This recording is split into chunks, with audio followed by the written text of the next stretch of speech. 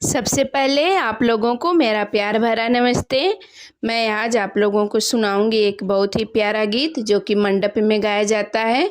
अगर आप लोगों को अच्छा लगे तो गाने को लाइक करिए, चैनल सब्सक्राइब करिए और कमेंट में ज़रूर बताइए।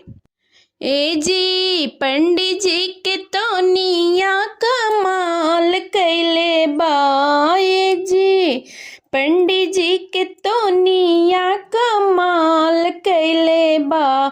इत मड़वा में ढोलक के काम कैले बा, इत मड़वा में ढोलक के काम कैले बा।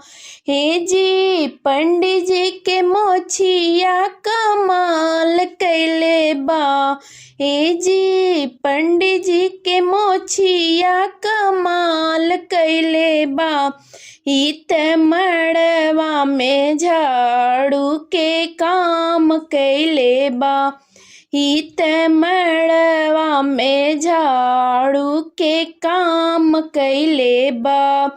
हे जी पंडित जी के अखिया कमाल कैले बा, हे जी पंडित जी के अखिया कमाल कैले बा।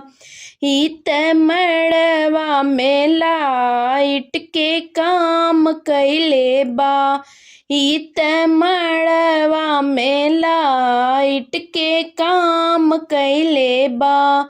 हे जी पंडित जी के दत्तवा कमाल कैले बा, हे जी पंडित जी के दत्तवा कमाल कैले बा।